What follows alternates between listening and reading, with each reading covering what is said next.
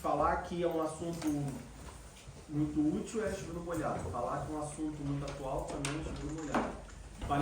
Falar que é um assunto que todos nós precisamos estudar e entender e realmente compreender o que são as promessas de Deus e quais são as promessas de Deus, também é chover no molhado. A gente pode, sem sombra de dúvida, afirmar isso. Mas, mais uma vez, eu queria, como sempre faço, e aí por isso que pode parecer chover no molhado, é que todo início de trimestre eu falo a mesma coisa.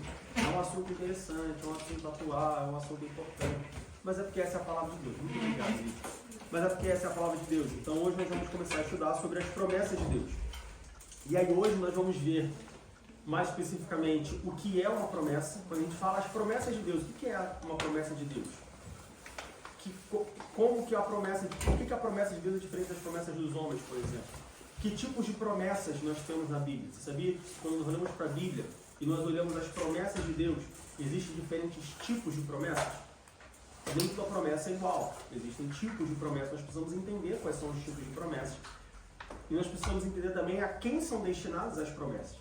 Ou seja, saber ler uma promessa, abrir essa promessa, vamos dizer assim, abrir essa caixinha da promessa e entender qual tipo de promessa que a Bíblia está falando, para quem é essa promessa, como que essa promessa vai ser cumprida, quando que essa promessa vai se cumprir. E isso é importante porque nós vemos hoje muitas pessoas na igreja, e aí quando eu falo na igreja, não estou falando exatamente nessa igreja, mas na igreja, de maneira geral, pessoas que vivem de promessa, ou pessoas que vivem pela promessa. E essas pessoas que vivem de promessa e pela promessa, eu diria que 99,99% das vezes elas vivem de promessa ou pela promessa errada. Então nós precisamos entender isso para que a gente não, tanto que sirva para nós exortarmos as pessoas que estão nessa situação e cuidar para que nós não sejamos essas pessoas que estão nessa situação. E aí ao longo do trimestre passado, a aula de hoje, onde nós vamos entender, nós vamos ver o que é uma promessa, quais são os tipos de promessas. A partir da semana que vem nós vamos ver promessas que a Bíblia nos garante, né? E nós vamos ver promessas para o povo de Israel, promessas para a igreja, são promessas diferentes. Existem promessas na Bíblia que são específicas para o povo de Israel. Nós como igreja, ou como indivíduos, como cristãos, não podemos nos apoderar, vamos dizer assim, ou utilizar essas promessas para a nossa vida. Se nós fizermos isso, nós estamos usando uma promessa que não foi feita para nós. Imagina que você anda na rua e aí você encontra um sapato. E aí você olha, poxa, eu estava precisando de um sapato preto, tem aqui um sapato preto. Aí você pega aquele sapato preto e ele é bonito, está novo e tal. E aí ele foi feito sob medida por uma pessoa que perdeu o sapato. E você fala assim, poxa, vou pegar esse sapato para usar, mas aí o sapato é tamanho 42 e você usa tamanho 40. Você vai usar aquele sapato, mas ele vai apertar o seu pé. Ele não é um sapato feito para o seu pé. Existem promessas que foram feitas do tamanho de Israel. Não do tamanho no sentido figurado. Foram feitas para Israel. Se nós, como igreja, nos apoderarmos de promessas feitas para Israel, a gente está se fundamentando, se apoderando de uma coisa que não é nossa. Da mesma forma, nós temos promessas que foram feitas para a igreja. E aí nós vemos muitas pessoas que não fazem parte da igreja, e aí quando eu falo fazer parte da igreja, eu digo pessoas que não se converteram, pessoas que não entregaram a sua vida ao Senhor, ou pessoas que a fizeram, mas não seguem a Cristo, porque tem pessoas que falam, não, eu sou crente. Ah, mas crente, como eu já falei aqui, crente até o diabo é. Crente é quem crê em Jesus Cristo. Crer em Jesus Cristo é uma coisa, seguir a Jesus Cristo é outra completamente diferente. Então tem pessoas que apenas creem em Jesus Cristo e que querem se apoderar e querem viver promessas feitas para a igreja. Mas crer em Jesus Cristo não te garante como parte integrante da igreja. Nós precisamos entender isso também. E depois disso nós vamos ver promessas diversas para o cristão, ou seja, agora como indivíduo, ou seja, todo cristão tem essas promessas. E aí a gente vai começar a ver sobre a promessa da obediência, que é muita promessa que é uma promessa que muito cristão se esquece, né? Muito cristão, a minha mãe sempre me ensinou que primeiro o dever e depois o direito, né? Eu fui criado dessa maneira, primeiro você tem deveres a cumprir dentro de casa. Depois que você cumprir esses deveres vão te dar esses direitos. Hoje no mundo se fala muito sobre direito, mas se fala pouco sobre dever.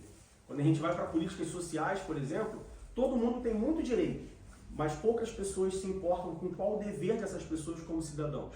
Tem muito crente que só quer saber dos direitos, mas não quer saber dos deveres como um cristão. E a primeira promessa que nós vamos ver, que é destinada a todos os cristãos como indivíduos, é a promessa da obediência. Nós precisamos ser obedientes ao nosso Senhor.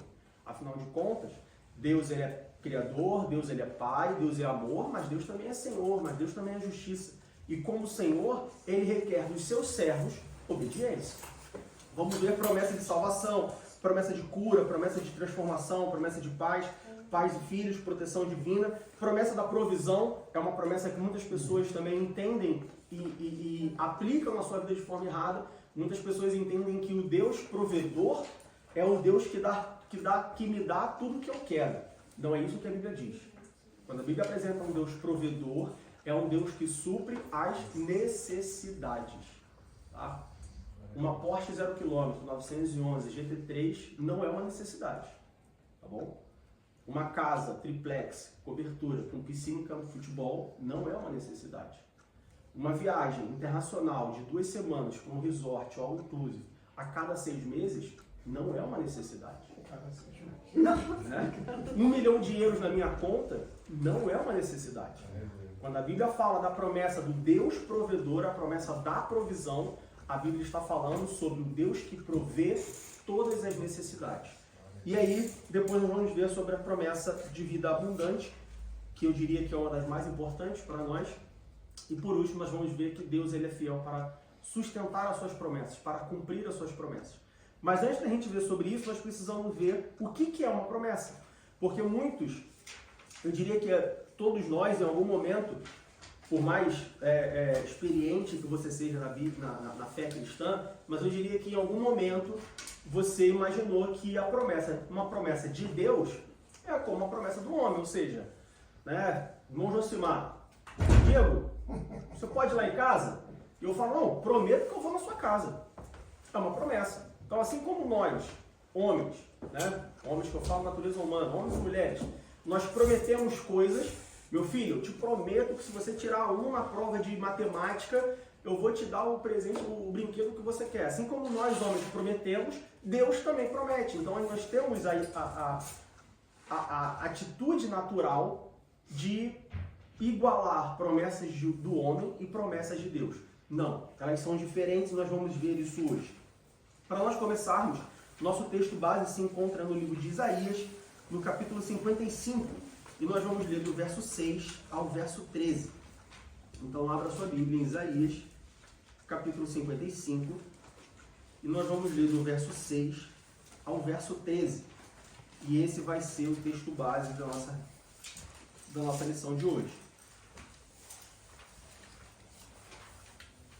Então, hoje nós vamos ver a maior, eu diria que a gente vai começar vendo aqui em Isaías 55, a maior promessa que Deus já fez, ou que Deus fez à humanidade.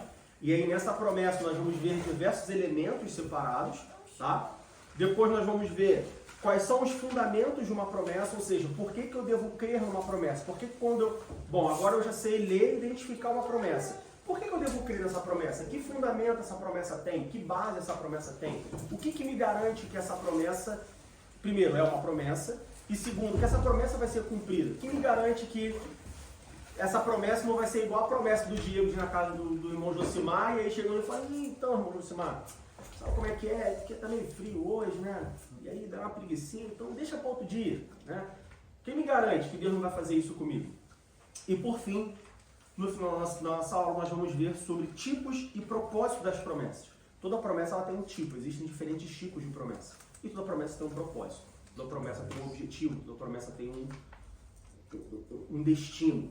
Deus não faz promessas por fazer promessa. Ou seja, Deus não faz como eu, por exemplo, fala, mas vamos lá pra cá, eu prometo que eu vou lá, só para deixar ele feliz, só para não falar que, porque o irmão Diego não vai lá em casa. Não, Deus tem um propósito em todas as promessas. Amém? Todos acharam Isaías capítulo 55? Amém.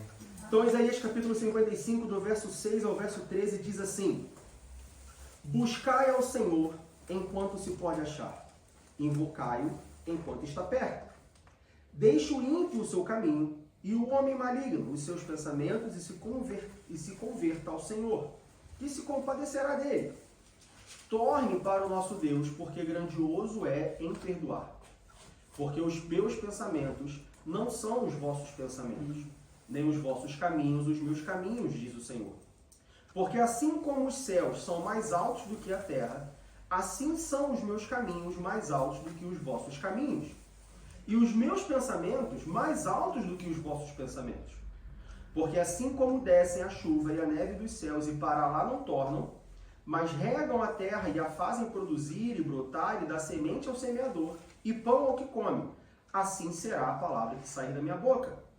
Ela não voltará para mim vazia, antes fará o que me apraz e prosperará naquilo para que a enviei. Porque com alegria saireis e em paz sereis guiados. Os montes e os outeiros exclamarão de prazer perante a vossa face, e todas as árvores do campo baterão palmas. Em lugar do espinheiro crescerá a faia, e em lugar da sarça crescerá a murta. Isso será para o Senhor por nome, por sinal eterno, que nunca se apagará. Bom, primeira coisa é nós entendermos que as promessas de Deus, como eu já disse, elas têm como objetivo atender os desejos de Deus. Ou seja, toda promessa de Deus, ela começa com o desejo de Deus, com a vontade de Deus. Então, todas as vezes que nós lermos, todas as vezes que nós ouvirmos, todas as vezes que nós recebermos, vamos dizer assim, e aí receber não necessariamente alguém chegar e falar, olha, Deus está dizendo que... Não, receber no sentido de tomar conhecimento. Todas as vezes que nós tomamos conhecimento de uma promessa da parte de Deus, isso é importante a gente frisar, uma promessa da parte de Deus. Diego, mas por que você está frisando isso? Sim, porque são promessas que não são da parte de Deus. Existem promessas que são da parte do homem. Não basta eu chegar para você ou alguém chegar para você e falar assim, olha, Deus está dizendo que... Tá, Deus está dizendo que, mas será que foi Deus mesmo que falou? Ou será que sou eu falando, achando que Deus está falando, mas Deus não está nem aí para a história? No sentido de que Deus está falando assim, lá em cima Deus está falando assim, mas eu não estou falando isso. Por que você está falando isso? Eu não estou falando isso. Então, todas as promessas da parte de Deus, elas começam com o desejo de Deus. Porque Deus quer alguma coisa, Ele promete algo para alguém. Isso é importante nós entendermos. Isso significa que nada do que Deus faz, nós já vimos isso algumas vezes, mas mais especificamente sobre as promessas, nenhuma promessa de Deus é em vão.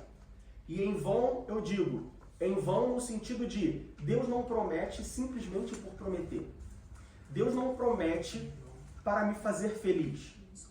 Deus não me promete só porque eu fui para a casa dele no domingo, ou porque eu sou frequentador assíduo da escola dominical, todo domingo de manhã às 10 horas eu estou lá, então Deus vai me prometer alguma coisa. Não. Sempre que Deus faz uma promessa, Ele faz uma promessa porque Ele quer concretizar, vamos dizer assim, ou porque antes dele fazer essa promessa, nasceu no coração dele o desejo de fazer alguma coisa. Isso nos mostra que toda promessa ela tem um propósito. Aqui no capítulo 55 de Isaías, nós temos uma promessa. Mas, Diego, você começou a ler, e eu sou uma pessoa muito atenciosa. E eu vi que quando você começou a ler, no versículo 6 diz, buscai ao Senhor enquanto se pode achar, invocai-o enquanto está perto. Aqui não diz, eu, o Senhor teu Deus, te prometo. Ou aqui não diz, e disse o Senhor, eu prometo a você. Não, aqui não tem a palavra promessa. Então como que você me diz que em Isaías 55, do 6 ao 13, tem uma promessa de Deus? Promessa não é só quando Deus diz, eu te prometo? Não. Nem sempre. As promessas, elas vão estar apresentadas em forma de promessa. Assim como, se você associar que todo bolo é de chocolate, aí chega aqui e tem um bolo de morango, você fala assim, não, isso aqui não é bolo, porque bolo é de chocolate. Não, bolo é bolo. Só que ele pode ser apresentado em forma de chocolate, em forma de morango, ele pode ser apresentado de forma redonda, ele pode ser apresentado de forma quadrada. A forma como o bolo vai ser servido, ou a forma como o bolo vai ser apresentado para você, existem diferentes formas. As promessas de Deus é a mesma coisa. Nem toda promessa de Deus vai estar escrito como eu, Deus, te prometo. Não é assim que funciona. Está vendo a importância de nós entendermos o que é uma promessa? Tá vendo a forma de nós entendermos qual é a forma que uma promessa de Deus se apresenta na Bíblia? Quantas vezes nós já lemos a Bíblia e nós passamos por uma promessa e não demos crédito, porque não estava escrito, eu, Deus, o Senhor teu Deus, te prometo. Nós precisamos saber interpretar uma promessa. Nós precisamos saber entender quando há uma promessa no texto bíblico. Aqui em Isaías 55 nós temos uma promessa. Mais do que uma promessa, nós temos um convite da parte de Deus. Deus ele faz convite. Deus ele entrega convite. Muitas pessoas acham que Deus é aquele... E nós falamos na aula passada sobre teofania, né? Na Bíblia nós temos alguns eventos que nós entendemos que é uma teofania. E o que é uma teofania? É quando é atribuído características humanas a Deus. Então muitas pessoas, se utilizando de teofanias ou da teofania, acham que Deus, né, é um velho. E aí quando eu falo velho, não que ele seja no sentido pejorativo, mas no sentido de uma pessoa de bastante idade. Ele é um velho, de barba branca, cabelo branco, que fica sentado num trono e quem quer chegar até ele, que venha. E ele não se importa com quem está vindo, ele recebe as pessoas que estão vindo até ele, mas ele não faz muito esforço para chamar as pessoas, porque nós fazemos muitas... Eu já falei aqui algumas vezes que o ser humano ele aprende muito com comparações, então quando a gente ouve acerca de um Deus todo-poderoso, que é o rei do universo, automaticamente, eu diria, né, na nossa cabeça, nós fazemos comparações com... Imagina um rei poderoso nos dias de hoje. Você não vê um rei... Bom, hoje nós não temos muitos reinados, mas, por exemplo, o rei Charles da Inglaterra, do Reino Unido. Você não vê o rei estendendo convites a todos os súditos para virem ter com ele. Eventualmente, algumas pessoas que querem ter com ele, ele recebe, mas ele não estende convites, ele não manda convite para todos o seu povo vir ter com ele. Então, automaticamente, eu diria que a gente faz essa comparação. Mas não, Deus faz convite, Deus entrega convite. Isaías 55 é um convite da parte de Deus. É um convite com uma promessa. Isaías 55 é não somente um convite e uma promessa, mas eu diria que Isaías 55 é a maior de todas as promessas. E aí a gente aprende uma primeira coisa no dia de hoje. Deus ele tem várias promessas. Deus ele pode te prometer várias coisas. Mas tenha certeza que a maior promessa que Deus jamais pode... Que Deus, não jamais, mas que Deus em algum momento pode vir a fazer para você ou para toda a humanidade, ele já prometeu. Não existe nenhuma promessa maior do que Isaías capítulo 55. Mas Diego, como você está falando isso, Diego? Você, né, é um menino. Você não conhece Deus. Você não conhece a minha vida, você não sabe o que mais eu posso esperar. Eu te afirmo, com 101% de certeza, de que a maior promessa que Deus, em algum momento da história da humanidade, desde Gênesis capítulo 1 até Apocalipse capítulo 22, a maior promessa que Deus, em algum momento da história, para qualquer pessoa possa fazer, ele já fez em Isaías 55. Mas Diego, tá, mas por que você diz isso? Em que você apresenta, em que você fundamenta essa tua afirmação? Porque eu preciso de muitas coisas, recebi muitas promessas. Isaías 55, versículo 6, diz assim: buscai ao Senhor enquanto se pode achar, invocai-o enquanto está perto. Deixe o ímpio o seu caminho e o homem maligno os seus pensamentos, e se converta ao Senhor, que se compadecerá dele. Torne para o nosso Deus, porque grandioso é em perdoar. A gente vai destrinchar um pouco mais cada um desses versículos, mas do versículo 6, versículos 6 e 7. E aí, se a gente continuar, a gente vai ter ainda mais a visão sobre isso, mas apenas para a gente introduzir. No versículo 6 e 7, nós vemos uma promessa. Olha, busca o Senhor enquanto se pode achar. Porque se você buscar o Senhor e o ímpio se converter do seu caminho, no final do versículo 7 diz, ele é grandioso para te perdoar. Sabe que promessa é essa? Quem pode me dizer que promessa é essa? Perdão. Hã? Perdão. Mais do que isso. É a salvação. Um pouquinho mais do que isso. A salvação é o final disso. Mas tem uma coisa muito maior que envolve salvação sim. Veja bem, numa prova eu te daria meio certo. Mas tem uma palavrinha que envolve salvação, mas que tem um significado muito maior. O Mudar de direção? Tá envolvido. Está envolvido, sem dúvida. Uma pessoa um ímpio que se converte, que se arrepende, é perdoado, ele muda de direção, eventualmente ele é salvo. Mas tem uma outra coisa que a salvação não está incluída. A salvação, nós entendemos que a salvação é um processo, certo? É a ressurreição dos vivos, dos mortos em Cristo Jesus. Então, isso aí tá no finalzinho, faz parte. Veja bem, a salvação é um processo. No curso de doutrina nós já aprendemos isso. A salvação é um processo e esse processo é constituído em 3 grandes partes, né? Você falou aí. Passado, presente, futuro? Não, achei que você tinha falado, mas não falou não. Quem crer em mim for batizado será salvo? Não, é uma palavra só. Redenção. Isaías 55, versículos 6 e 7 é a promessa da redenção. Agora eu te pergunto. Primeira pergunta, para a gente entender, para a gente partir do princípio que todos têm o mesmo conhecimento. Todo mundo sabe o que é redenção? Todo mundo sabe qual é o significado de redenção? Não? Não? Vamos lá. A salvação é um processo, tá? A salvação é um processo que envolve redenção, justificação e salvação, tá? Então veja que a salvação como um processo, ela tem pelo menos 3 etapas.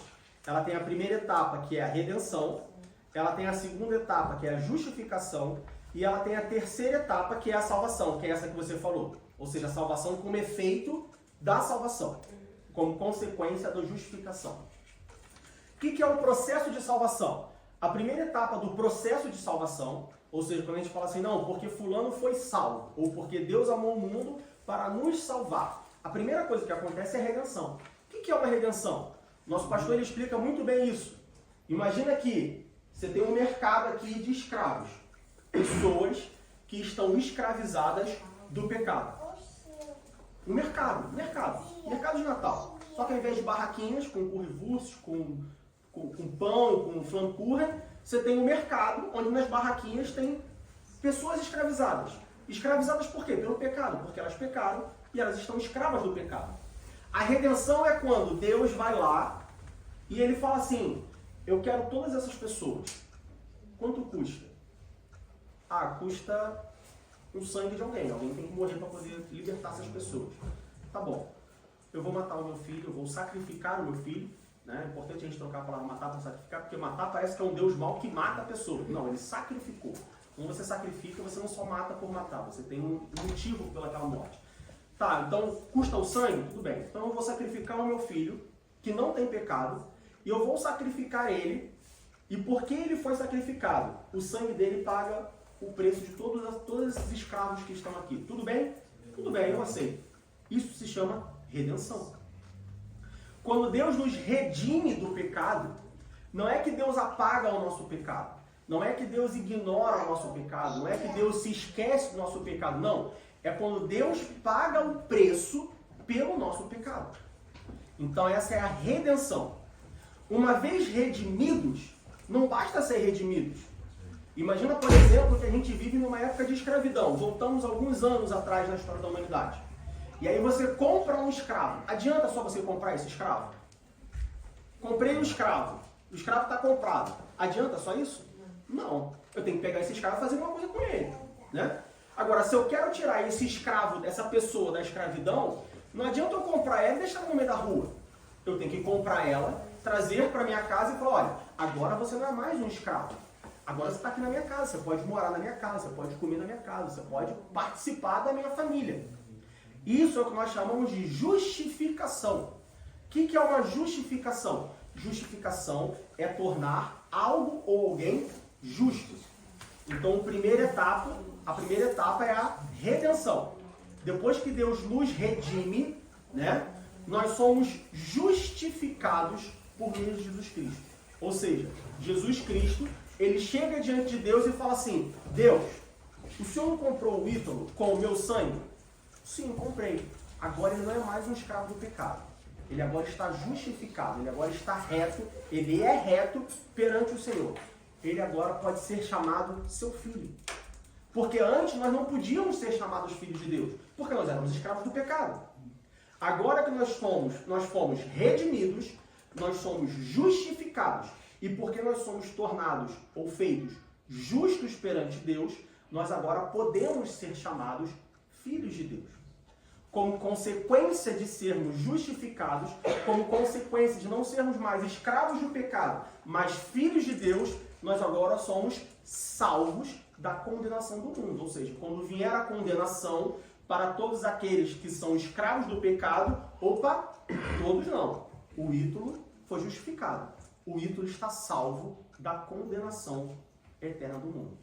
Entenderam o processo de salvação? Isaías 55 é a maior promessa, ou contém a maior promessa que Deus já fez para alguém. Por quê? Porque ela contém a promessa da redenção. Diego, mas por que a promessa da redenção é a maior promessa que Deus já fez para alguém? Porque olha só, você está fazendo uma afirmação muito séria. Quantos anos existe na história da humanidade? Quantos anos, sabe Deus, ainda vai existir na história da humanidade? Você me garante que Isaías 55, do 6 ao 13, é a maior promessa que Deus já fez, sim, porque é a promessa da redenção. E para justificar essa afirmação, eu te faço uma pergunta. Quem mais, além de Deus, poderia te dar a redenção? Quem mais, além de Deus, poderia te redimir da escravidão do pecado? Quem mais, além de Deus, poderia pagar o preço? Bom, tecnicamente quem pagou o preço não foi Jesus, mas Jesus pagou o preço porque Deus mandou ele pagar o preço. Quem mais poderia fazer isso, além de Deus? Ninguém, certo? Ou seja, diante dessa promessa, nós não temos nenhuma outra pessoa que poderia fazer essa promessa. Tirando a pessoa, além da pessoa, que mais na sua vida, na sua existência, é mais importante do que ser redimido? Bom, se você ainda não foi redimido, se você não reconheceu o sacrifício de Jesus Cristo na cruz do Calvário, Jesus Cristo como seu Senhor, o que mais pode ser mais importante do que ser redimido? Se você já entregou a sua vida a Jesus Cristo, você já reconheceu Jesus como seu único suficiente Salvador, se você já foi redimido, justificado e agora está salvo, né? E agora é salvo, está salvo, na verdade. A salvação é o estado, ela não é uma característica, e você está salvo. O que mais na sua vida pode ser mais importante do que foi a sua redenção? Você consegue me dar alguma coisa? Nós já vimos que não há ninguém que possa te redimir. Existe alguma coisa mais importante que a sua redenção? Quem pode falar? Um emprego é mais importante que a sua redenção? Hã? Subir ao céu seria, né? Subir ao céu é mais importante que a redenção? Mais importante. Eu quero mais importante. Existe alguma coisa mais importante que a redenção? Vamos começar pelas coisas básicas. Um emprego novo é mais importante que a redenção? Sim ou não? Um casamento, um marido ou uma mulher? Poxa, eu quero muito casar, eu preciso de uma esposa. A esposa é mais importante que a redenção? Não. Um filho. Sério, marido e mulher no dia de hoje é muito efêmero, passa muito rápido. Pessoas casam já pensando em separar. Um filho, um pedaço seu, é mais importante do que a redenção? Não. Então, das coisas básicas, a gente já viu que difícil... Se um emprego, né, o seu sustento, uma esposa, um marido, um filho, já é, a gente pode dizer assim, uma das coisas mais importantes que alguém pode ter na vida, né? Se a gente sair da bolha do consumismo e tudo mais. Então tá, então agora vamos para coisas mais profundas, coisas espirituais. A vida eterna, ela é mais importante que a redenção?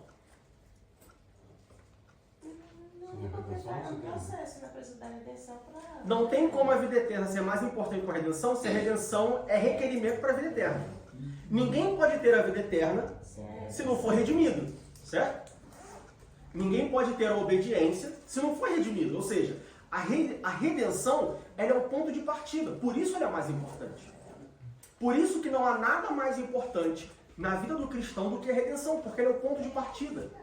Você pode colocar qualquer outra coisa, você pode colocar a justificação, a salvação, a vida eterna, a provisão, a cura e todas essas promessas que nós vamos ver ao longo do trimestre. Mas sem a redenção, você não tem nada disso.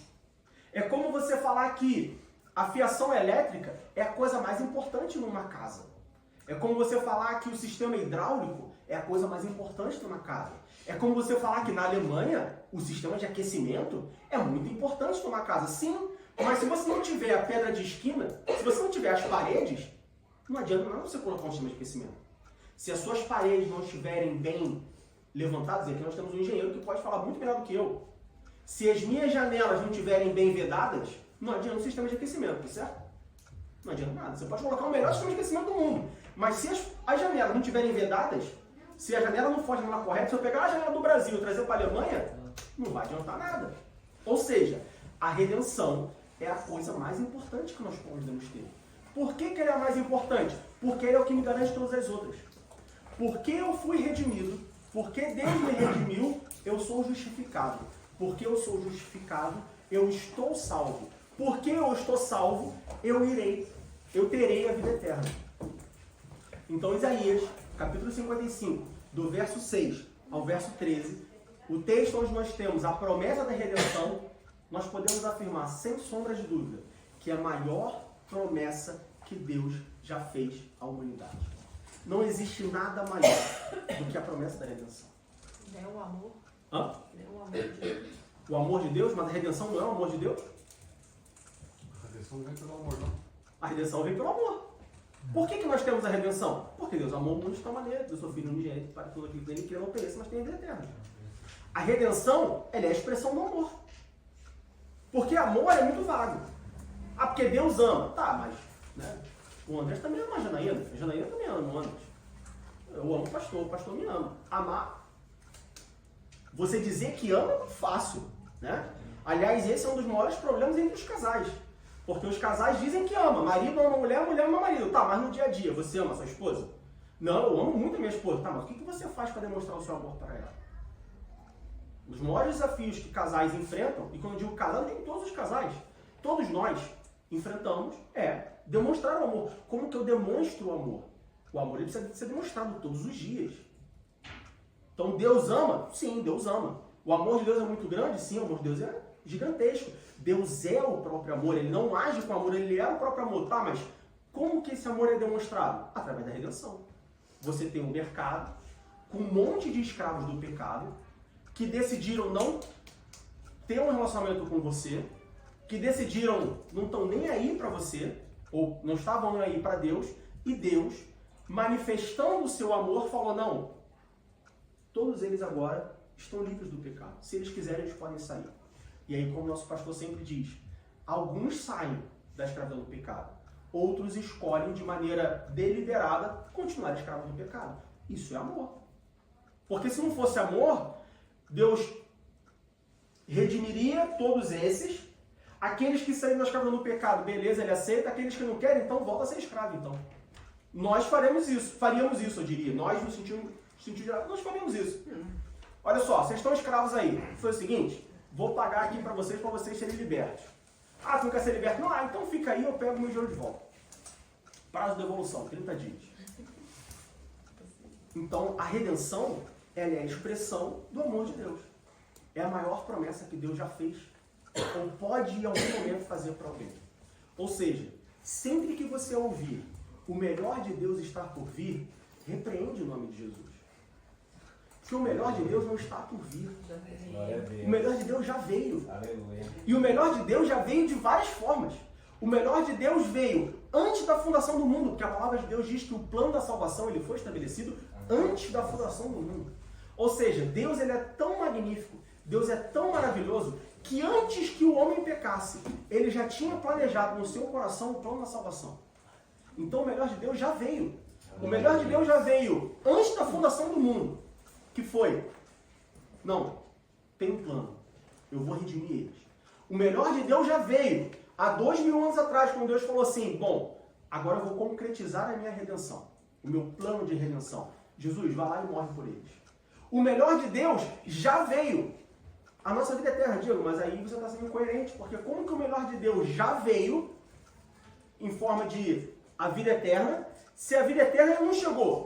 Se Jesus não tem que vir, e aí nós já aprendemos no trimestre passado, nós falamos sobre Daniel, né, que Jesus vai vir, e aí tem a grande tribulação, 7 anos, depois tem um milênio, caramba, já esperei, imagina, né, hoje, Poxa, Jesus volta agora. Pô, já esperei 38 anos, vou ter que esperar mais 7, depois mais 1000. E aí depois do milênio tem a batalha do Armagedon, e aí sim nós teremos a vida eterna. Caramba, vai demorar pra caramba. Como que você pode falar que algo já veio, se ainda vai demorar pelo menos, se Jesus voltar agora, pelo menos 1007 anos? Como que você pode falar que já veio? Porque é uma promessa. E todas as promessas de Deus são cumpridas, nós vamos ver isso mais pra frente. Então sim, você pode falar que o melhor de Deus já veio. Já veio em forma de redenção, já veio em forma de Jesus Cristo, já veio em forma da vida eterna. Que ela vai se... Veja bem, a vida eterna não é um si, é a questão de quando. Tá? A vida eterna, ela é melhor do que o Kindergarten. Porque o Kindergarten, você sabe, dia 6, dia 7, dia 8, vai estar o dinheiro lá. Você sabe que vai estar. O salário pode ser que não tenha. Eu trabalhei numa empresa que chegaram num dia e falaram assim, olha só, acabou o dinheiro, todo mundo para casa, não recebi salário. O Kindergarten, a Alemanha é uma das maiores economias do mundo. É a maior economia da Europa. Então a gente pode dizer que dificilmente o governo alemão vai mandar uma carta para você e falar assim, olha só, esse mês não vai ter Kindergarten. Mas pode acontecer. Só se estiver errado, se estiver faltando alguma coisa. Mas pode acontecer. Já aconteceu. Né? Já aconteceu. Olha, então já acabou a história já. Mas isso mesmo. Então, a vida eterna é, sem dúvida, melhor que o Kindergarten. Porque está prometido, mas você sabe que vai acontecer. E nós vamos ver o porquê que ela vai acontecer. Para a gente fechar, Isaías capítulo 55, do versículo 6 ao 13, tem a maior promessa que Deus já fez a alguém. A promessa da redenção. Não creia, não siga, não acredita nada nem ninguém que diga que o melhor de Deus está por vir. Não existe melhor do que já veio. Nada pode ser melhor do que a redenção das nossas vidas, nós já vimos isso. Amém? Mas será que... Bom, vamos destrinchar Isaías 55? Mas será que quando a pessoa fala o melhor de Deus está por vir, ela não está falando da vida eterna, não? Mas aí ela está falando de forma errada, né? Porque já veio. Porque já veio, já está garantido. Mas na cabeça dela. Mas aí então ela tem que voltar para a Bíblia e estudar a Bíblia. Porque ela está tendo uma interpretação errada da Bíblia. Ok? Então vamos destrinchar Isaías 55, versículo 6 ao 13. Porque aí as pessoas... Porque o ser humano ele é interessante como ser humano, e eu falo de maneira geral, claro, tem pessoas que são mais, outras são menos, outras não são. Mas o ser humano ele é muito emotivo, né? E fala assim, então redenção, redenção. Não, peraí. Vamos destrinchar 6:13. Porque a redenção ele existe, a redenção vem de Deus, mas você tem algumas peculiaridades, né? Tem a pegadinha. No sentido, né? Não no sentido pejorativo, mas tem os requisitos. Tem ali alguns passos. Então vamos lá. Capítulo 55, versículo 6 ao 13, nós temos um convite da parte de Deus. Nós temos uma promessa, uma grande bênção divina. Ou seja, se você quer uma bênção de Deus, meu irmão, você já tem mais do que uma bênção, você tem a redenção na sua vida. Aleluia. É a promessa maravilhosa da redenção. Versículo 6 diz assim: buscai ao Senhor enquanto se pode achar, invocai-o enquanto está perto. A promessa da redenção, ela começa com um convite. Olha aí, o Deus Todo-Poderoso, Criador dos céus e da terra, ele começa a sua promessa fazendo um convite. Imagina um rei Charles.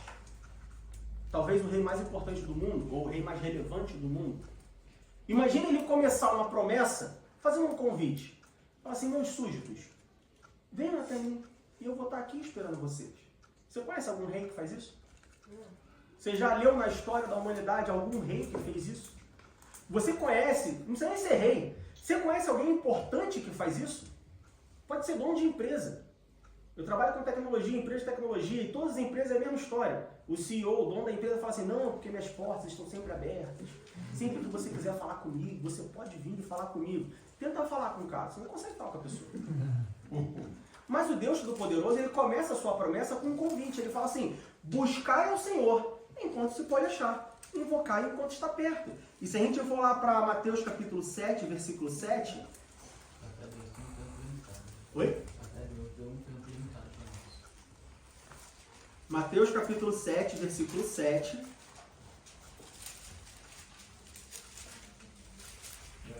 Diz assim, o próprio Jesus diz, pedi e dar-se-vos-á, buscai e encontrareis, batei e abre-se-vos-á. Então aqui nós temos dois pontos. O primeiro, nosso irmão Josumar já deu a dica. O primeiro ponto é buscar ao Senhor. Você quer a promessa? Então busca a promessa. Se você bater, a porta vai se abrir. Se você buscar, você vai achar. Não é pegadinha.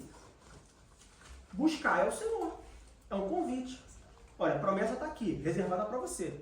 A promessa da redenção. Você quer a promessa da redenção? Então busca. Então vem buscar a promessa. Só que até Deus tem um tempo limitado. Buscar ao Senhor enquanto se pode achar. Invocai-o enquanto está perto. Tem um prazo. É um prazo bem longo do que de passagem, né? Mas tem um prazo. Tem um tempo de expiração. Ou seja, essa ideia de que Deus está disponível para qualquer momento que eu quero, Deus está disponível, mas não exatamente para qualquer momento que você quer. Vai chegar uma hora que a porta vai fechar, né? E aí quando a porta fechar, não adianta bater na porta, não adianta fazer igual o cachorro, né? O cachorro arranha a porta, abre a porta. Não vai abrir, não. Essa porta é igual a porta da arca, ela é selada por fora. Não consegue abrir de novo. Quem fechou é o próprio Deus. Quem fechou é o próprio Deus. Então, quando Deus falar, é agora, acabou. Mas, enquanto a porta está aberta, e pela palavra de Deus nós temos que a porta está aberta, buscar enquanto se buscar é o Senhor. Bate e a porta vai se abrir. Busca e você vai encontrar. Pede e você vai receber. E aí eu te pergunto, eu me pergunto e te pergunto, o que nós estamos pedindo a Deus? Veja bem, a porta está aberta. Bate, ou o tempo está aberto. Bate na porta e ele vai abrir. Pede e ele vai te dar. O que nós temos pedido a Deus? Com que nós temos gastado esse tempo pedindo a Deus? Será que eu estou pedindo a Deus riquezas? Será que eu estou pedindo a Deus soluções para problemas terrenos? Ou eu estou pedindo a Deus que Ele me conserve na sua presença para que eu possa alcançar a promessa da vida eterna que já me foi dada? Pense nisso. O que você tem pedido a Deus? Com o que você tem se preocupado? Com o que você tem perdido o seu tempo? Você tem a possibilidade de estar perante o Rei, perante o Criador, perante Deus, porque Ele fala, olha, buscai ao Senhor enquanto se pode achar. Em Mateus capítulo 7, versículo 7, Jesus diz, olha, bate e abrirá, pede e vos será dado, busque e achareis. O que você tem pedido? O que você tem buscado? O que você tem... Por quê? Para quê? Com que finalidade? É uma coisa que nos faz pensar nessa manhã. Quando nós dobramos o nosso joelho, o que nós pedimos? Será que realmente tudo que nós pedimos é necessário? Será que realmente tudo que nós pedimos, será que é importante de fato? Muitas das vezes a gente pode estar pedindo coisas, a gente pode estar não gastando o tempo de Deus, mas assim, a gente poderia focar em outras coisas, né? Diga. Nesse comentário dá para ver também que não é só essas questões fúteis, só para arredondar. Deus tem um propósito na vida de cada um. E aí você vê que mesmo o nosso propósito, embora Deus fale cada um propósito, a quem foi chamado, se nós não buscarmos, a gente mostra com isso que não está interessado. Que não está interessado, que não se importa. E aí a gente vê isso mais para frente no versículo 9, no versículo 8. Mas antes do versículo 8, vamos ler o 7. Ou seja, buscar ao Senhor enquanto se pode achar, invocar enquanto está perto. Aí o versículo 7 diz assim, deixe o ímpio o seu caminho e o homem maligno os seus pensamentos. E se converta ao Senhor, que se compadecerá dele. Deus, ele se compadece. Deus, ele tem um coração bem mole, um coração de mãe, não é nem de pai, né? Coração de mãe, sim, porque pai às vezes tem um coração mais duro, né? O filho faz alguma coisa, o pai fica meio rabugento. Mas a mãe, se falar mamãezinha querida, então aí a mãe se desmancha toda. Deus se compadece. Deus se compadece do ímpio que se converte no seu caminho. Deus se compadece do homem maligno, do homem mau. Maligno é o mal, não mal com L, mal com U, que faz maldade. Deus se compadece do homem maligno, que faz coisa mal, que faz coisa ruim, que faz, né, aquele que realmente, aquele que a gente fala assim, esse aí, mano, esse aí não tem mais jeito, esse aí entrega e acaba com ele, porque, não, Deus se compadece desse homem. Que se compadecerá dele, torne para o nosso Deus, porque ele é grandioso em perdoar. Olha aí, uma promessa grandona, que dentro dela tem diversas promessazinhas, e não no sentido pequenininho, pejorativo, mas está incluído diversas promessas que às vezes nós esquecemos. Deus nos promete perdoar. Se nós nos convertermos no nosso mau caminho, se nós nos arrependermos dos nossos atos, Ele perdoa. Ele perdoa desde a mentirinha do fala pra ela que eu não tô, e perdoa também a genocídio e matar milhões de pessoas no mundo. Ele perdoa aquele que rouba o pão para comer, porque é roubo, né? O mundo diz que não é roubo, o mundo diz que não. Se você roubar para comer, não tem que estar roubando para comer, necessidade básica. Não, roubar é roubar. Nós aprendemos na Bíblia que não existe pecadinho e pecadão. Pecado é errar o alvo. Roubar é roubar. Não importa se eu roubei uma comida, um pão, se eu roubei o leite para o meu filho, se eu roubei uma bolsa de luxo. Roubar é roubar. Então Deus perdoa aquele que rouba o pão e Ele perdoa aquele que rouba dinheiro do governo. Ele perdoa. Aqui, no versículo 7, não diz que Ele é grandioso em perdoar atos pequenos. Grandioso em perdoar atos que foram cometidos na inocência. Não, ele fala grandioso em perdoar. Ponto final. Ou seja, no sentido geral da palavra, Ele perdoa a todos qualquer coisa. A Bíblia diz que o único pecado que não tem perdão é a blasfêmia contra o Espírito Santo. E isso é por quê? Porque é o Espírito Santo quem convence do pecado, da justiça e do juízo. Ou seja, se eu blasfemo contra o Espírito Santo, como que ele vai me convencer que eu sou pecador? Então, por isso que não tem perdão. Diga. Só que ele perdoa a rouba ou ele perdoa a situação que rouba? Como é que é? Eu não entendi. Ele perdoa a roubar. Quando eu roubar, ele não me perdoou. Ele me perdoou porque ele sabe a situação porque eu roubar. Por exemplo, você rouba uma leite de pagamento, ou você rouba uma... Entendeu? Porque você não tem nada. Ele rouba, ele rouba. Ele perdoa quando a pessoa que rouba se arrepende.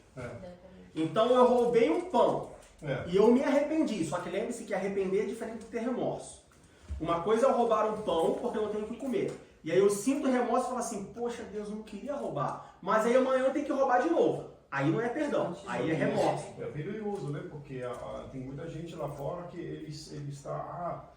ele vai me perdoar, né? Eu vou roubar. Não, mas aí é remorso. Não. Mas aí é remorso.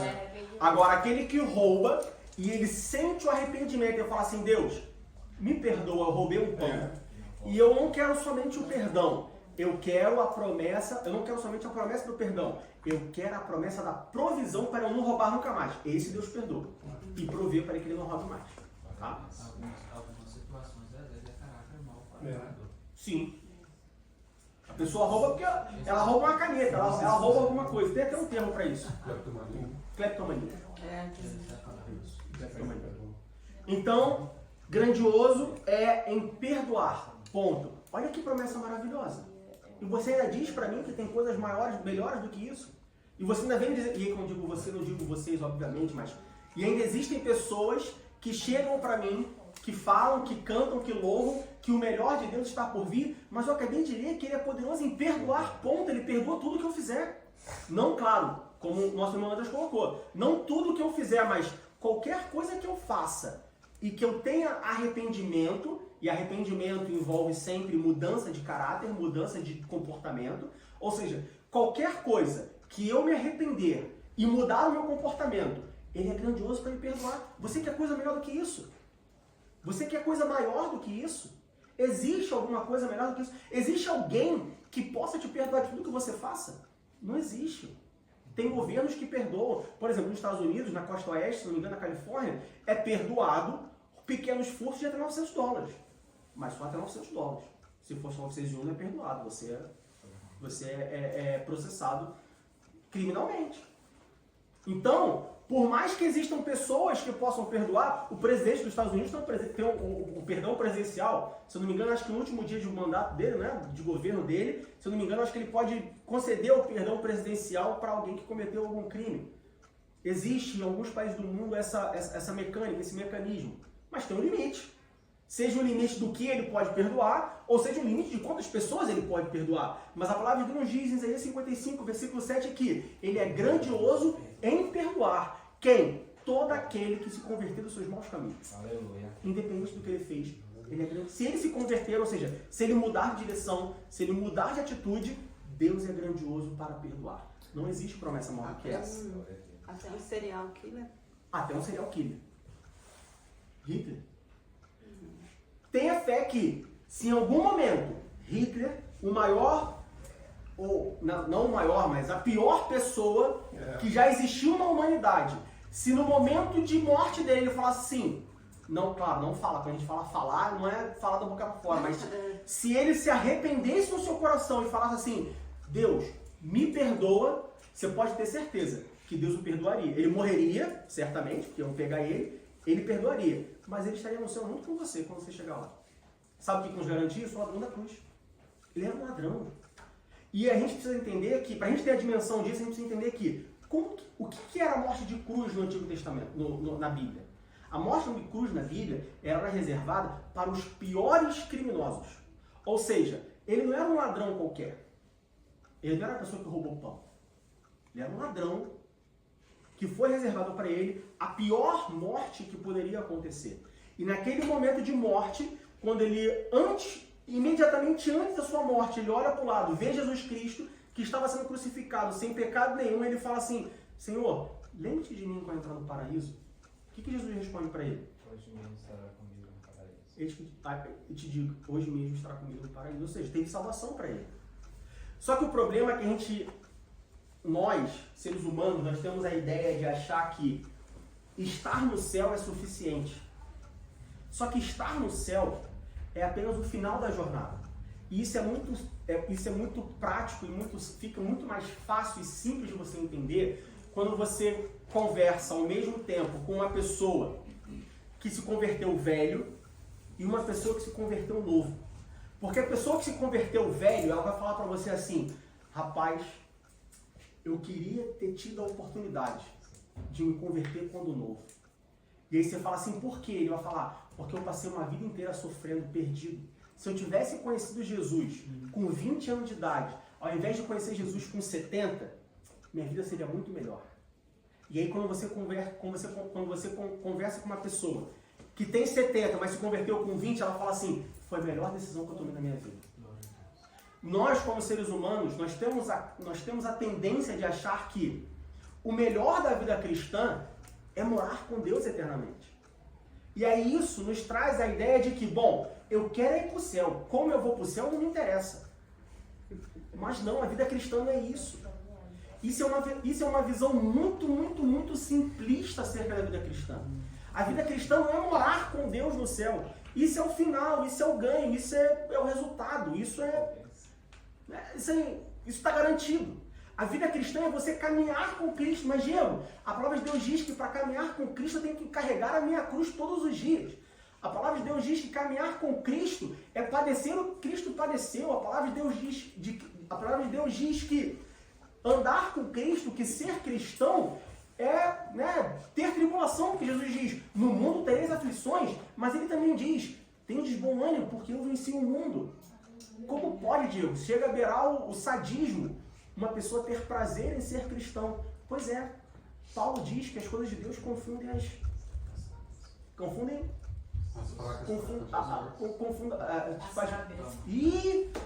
palavras. Peraí. Paulo também diz que a palavra de Deus, que as coisas de Deus confundem as sábias e faz parecer loucas. Olha aí, a Bíblia não é maravilhosa. A vida cristã não é morar no céu, meu. Morar no céu é morar no céu. Morar no céu é maravilhoso, sem dúvida. Mas como nós já vimos, é uma promessa que já foi cumprida, no sentido amplo da palavra cumprida. A graça, a coisa boa de servir a Deus é o presente. É o presente. É igual trabalho. Você arranjar um trabalho onde você fica sentado o dia inteiro só assinando documento, pode ser muito bom na primeira semana. Pode ser muito bom na segunda semana. Mas daqui a um mês, já está assim, mas assinar outro documento? Caramba, não tem nada pra fazer não? Aí tu vai, e aí, tem um show para lavar aí? Tem um show pra fazer? Né? É igual dono de casa. Dono de casa tá em casa. A mulher que é dona de casa. Aí ela tá em casa. Aí a primeira semana sem lavar a louça. Maravilha, que legal, não sei o quê. Mas passa uma semana e fica, então, tem um copinho para lavar aí? Né? Você vai para um hotel. 5 estrelas, tudo incluído. 15 dias. No último dia tu já tá ali, mas e fazer uma comida aí? Né? Raspar alguma coisa, limpar algum tempo, fazer? Enjoa. A vida cristã é muito mais do que morar no céu, meus irmãos. Nós precisamos entender isso. Só reclama da vida cristã quem não entende isso. E quem que não entende isso? Quem não entendeu a salvação, quem não entendeu a redenção. Amém? Então, o versículo 8. Aí entra o que o nosso irmão Franz falou. Porque os meus pensamentos não são os vossos pensamentos, nem os vossos caminhos, os meus caminhos, diz o Senhor. Aquele que, não vou dizer que rejeita, mas que diminui a promessa da redenção, ele não entende os caminhos de Deus.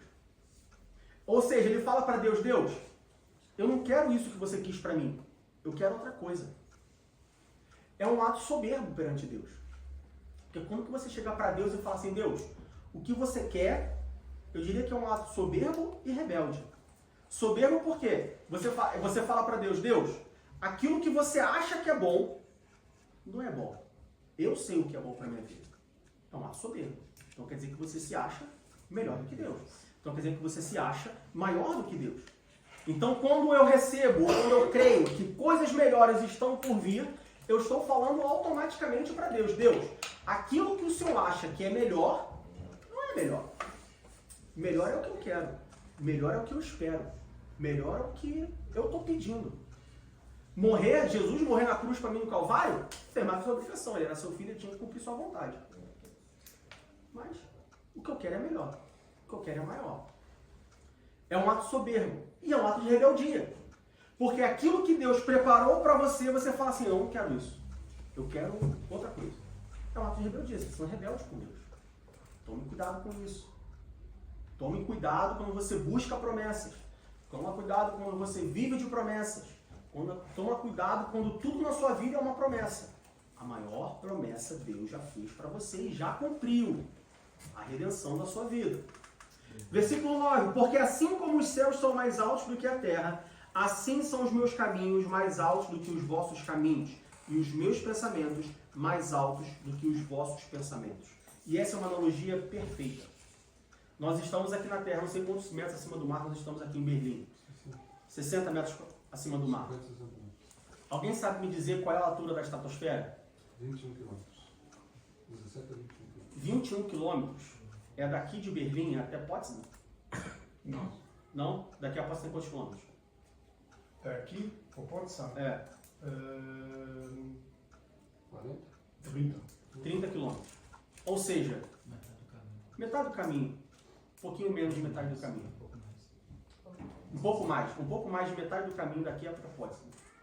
Aí eu te pergunto, daqui, você consegue ver até 21 km para frente?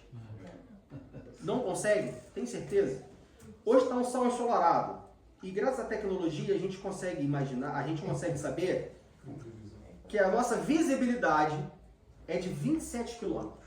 Ou seja, se você estiver num ponto alto, aqui onde a gente está agora, e você tiver uma visão muito boa, o que eu diria que a maioria, se não todos, né? Porque aqui diz perfeitamente visível, né? Então, perfeitamente visível significa que você tem uma visão perfeita. O que eu acho, veja bem, eu acho que a gente não tem aqui, mas vamos dizer que nós tenhamos a visão perfeita, tá? Até porque perfeito inclui não estar sob o efeito do pecado, que nós sabemos que nós estamos. Mas visão perfeita para todo mundo. Se você subir um ponto alto daqui, você consegue ver 27 km para frente. Ou seja, você consegue ver até o limite da estratosfera. Tá? O céu, quando, né, aqui fala de céu, é mais alto do que isso.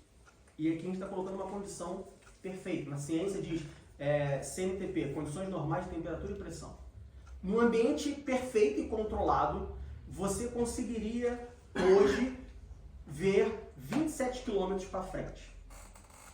A palavra de Deus nos diz que os pensamentos de Deus, assim como os céus são mais altos do que a terra, os pensamentos de Deus, os caminhos de Deus são mais altos do que os nossos caminhos e os nossos pensamentos. Não existe a real possibilidade de você achar que os seus planos são melhores do que os planos de Deus. Real, tangível, não existe essa possibilidade. Não existe a mínima possibilidade de você achar que o plano que você faz para a sua vida seja maior do que os planos que Deus tem para a sua vida. Não existe essa possibilidade. Não existe. Se você tem algum plano, se você tem alguma ideia, se você tem algum pensamento, tenha certeza que por mais que a sua capacidade de previsibilidade seja alta, por mais que você consiga enxergar, mercado financeiro não, porque eu tenho uma ideia do mercado financeiro, eu sei que eu vou pegar o dinheiro, vou colocar ali, vou aplicar não sei aonde, não sei o que, e daqui a 10 anos eu vou ter X milhões. Não, porque na minha carreira eu vou fazer assim, eu vou estudar essa faculdade, da faculdade eu vou fazer essa pós-graduação, e aí eu vou fazer um mestrado, um doutorado, eu vou trabalhar ali, porque ali eu vou conhecer aquela pessoa, e aí eu vou para não sei aonde. Não, porque eu vou ali, eu vou conhecer, eu vou naquele lugar, porque ali eu sei que ela vai pra lá, e lá eu vou conhecer ela, e aí eu vou namorar com ela, e eu vou casar com ela, e aí quando eu casar com ela, daqui a 5 anos eu vou ter um filho, e depois eu vou ter... Não, olha só, não vai. Tem muitas pessoas que viajam, né? Viajam! Ficam viajando. E eu já fui um desses. Quando a gente casou, no curso pré-nupcial, o pastor falou assim, olha, a coisa falando sobre filho, olha, 5 anos, né, pra vocês... 5 anos sem filho e tal, evita ter filho no início, porque senão junta tudo, então aproveita e tal, não sei o quê. Não, então nós vamos ter filho com 5 anos, vamos ter filho com 5 anos. Sabe o que aconteceu com 5 anos? Fabiana engravidou e teve uma gravidez ectópica. Um dia ela me ligou chorando e falou, amor, preciso que você venha pra casa e me levar pro hospital. Quando chegou lá, ela falou assim, então, não foi assim que ela falou, mas, né? A notícia boa é, eu estou grávida, você vai ser pai. A notícia ruim é, tá sangrando, tá doendo muito. Chegamos no hospital, o médico falou, olha, é uma gravidez fora do útero, tem que tirar. Todo o planejamento de ter um filho com 5 anos, acabou. Aí fez a cirurgia. E agora, doutor? Não, agora você tem que esperar alguns anos para ter filho de novo. Você fez a cirurgia para tirar, então tem que esperar um tempo cicatrizar. Daniel nasceu em 2015, a gente tinha 7 anos de casado. Ou seja, todo o plano de ter um filho com 5 anos acabou assim. Os planos de Deus são mais altos do que os nossos. A vontade de Deus, ela é maior do que a nossa. A vontade de Deus, ela é melhor do que a nossa. Mas repara uma coisa. Os planos e a vontade de Deus, ela é melhor e maior. Não significa que ela é o que nós queremos.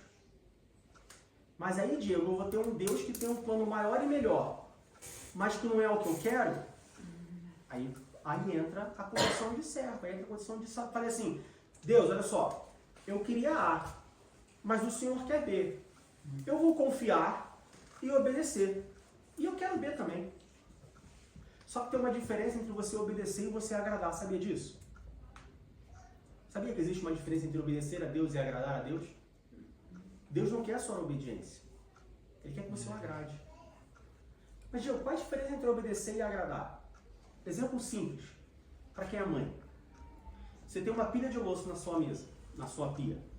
E aí você fala assim, filha, pode lavar a louça para mim, por favor? E aí o seu filho e a sua filha vai lá e lava a louça, né? Batendo o pé, chorando, reclamando e tal, não sei o que, papai, porque eu tem que lavar a louça, papai. Lavou a louça. Ele obedeceu? Sim ou não? Sim. Mas ele agradou? Não. Agradar é quando você fala assim, filho, pode lavar a louça para a mãe, por favor? Claro, mãe. Pode descansar e deixa que eu lavo a louça. Agradecer mais ainda é quando você olhar para a louça e falar, mas eu fui tomar banho, quando eu voltei não tem mais louça? O que aconteceu? Não, mas eu lavei para a senhora. Não precisa nem pedir. Isso é agradar. Tem muito crente que só obedece. Obedecer não basta. Deus quer obediência? Sim, sem dúvida. Mas pode ter certeza que aqueles que o agradam é muito melhor do que obedecer. Então, por que a gente está falando isso? Porque tem muito crente que entende que a vontade de Deus é maior do que a nossa vontade. Entende que os planos de Deus são maiores do que o nosso. Mas eles só obedecem. Eles só falam assim, se é o que o Senhor quer, então eu faço. Mas não tem prazer em fazer os planos de Deus. Não tem prazer em seguir a vontade de Deus. Segue porque segue. Segue porque no final vai ter o pote dourado. No final do arco-íris vai ter o pote dourado. Ou seja, no final da vida vai ter a vida eterna. Então eu sigo. Mas aí você, a vida inteira, você batendo cabeça. Porque você está seguindo. Aí é igual o pinball, que fica batendo bolinha, fica batendo cabeça o tempo inteiro. Se você agradar, ou seja, se você falar assim, não, Deus, olha só, eu não quero mais o que eu tinha planejado para minha vida. Nós temos alguns testemunhos assim aqui, eu tenho certeza. Olha só, eu tinha planejado tudo isso. Quer saber? Eu não quero mais isso. Faz a sua vontade. E eu estou feliz com a sua vontade. Veja bem, não é fazer no sentido só fazer, não. Me diz aí o que tem que fazer que eu faço. Porque eu quero te agradar, não quero só obedecer. Glória a Deus. No versículo 8, nós temos isso no capítulo 55. No versículo 9, nós temos isso no 8 e 9, nós temos assim no capítulo 55. Então, capítulo 55 do livro de Isaías, do verso 6 ao verso 13, nós temos um convite, uma promessa de Deus.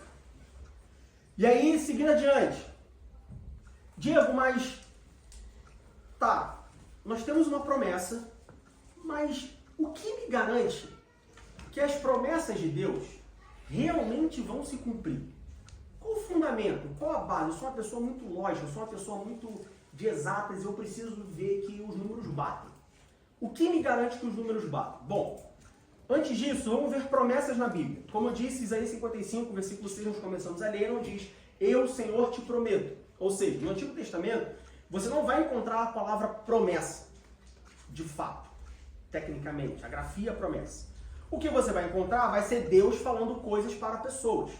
E aí, por isso, nós precisamos saber entender o que é uma promessa. Veja bem, muitas pessoas talvez possam ter passado por Isaías 55, lido do verso 6 ao verso 13 e nem se atentou que isso é uma promessa. Mas é uma promessa, mas não tem a palavra promessa. Então, quando a gente vai lá para Gênesis, capítulo 12, do verso 1 ao verso 3, Gênesis, capítulo 12, do verso 1 ao verso 3, diz assim, ora, o Senhor disse a Abrão, não é Abraão, lembre-se disso.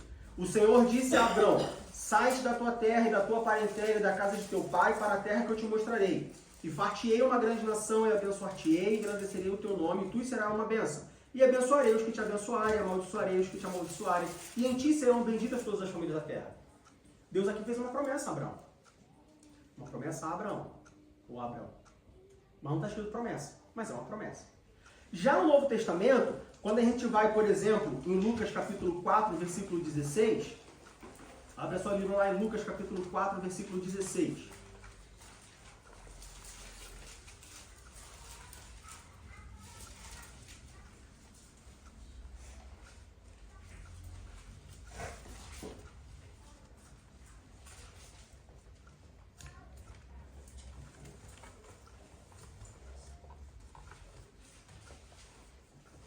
Lucas capítulo 4, versículo 16 diz assim, e chegando a Nazaré, onde fora criado, entrou num dia de sábado, segundo o seu costume, na sinagoga, e levantou-se para ler. Aí se a gente for para o versículo 21, diz assim, no versículo 21 diz, então começou a dizer, hoje se cumpriu essa escritura em vossos ouvidos. Ou seja, Jesus ele chega na sinagoga, ele abre o profeta Isaías, né? Lá no versículo 18, versículo 19, fala sobre o ministério dele. E aí aqui nós temos o cumprimento de algo que Deus falou através de Isaías que aconteceria. Ou seja, nós temos o cumprimento de uma promessa. Ou seja, no Antigo Testamento, de maneira geral, no Antigo Testamento nós temos as promessas de Deus, ou seja, Deus falando coisas que iam acontecer. E no Novo Testamento nós temos o cumprimento dessas promessas no Antigo Testamento. Mas no Novo Testamento, nós também temos lá em 1 Tessalonicenses, capítulo 4, 1 Tessalonicenses, capítulo 4, do verso 13 ao verso 18,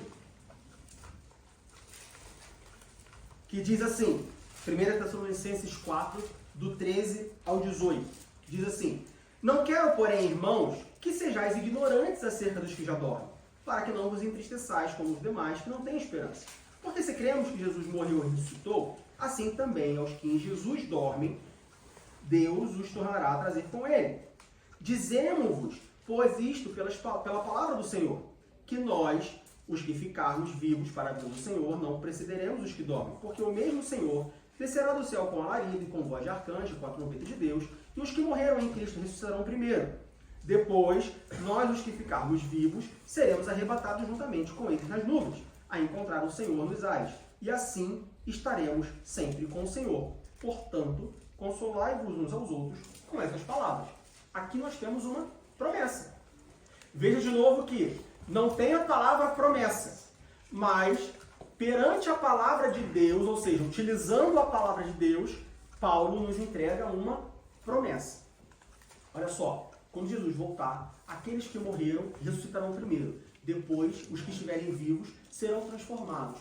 E todos serão glorificados e juntos subirão com Jesus, encontrarão Jesus e subirão com ele, e estarão com ele eternamente.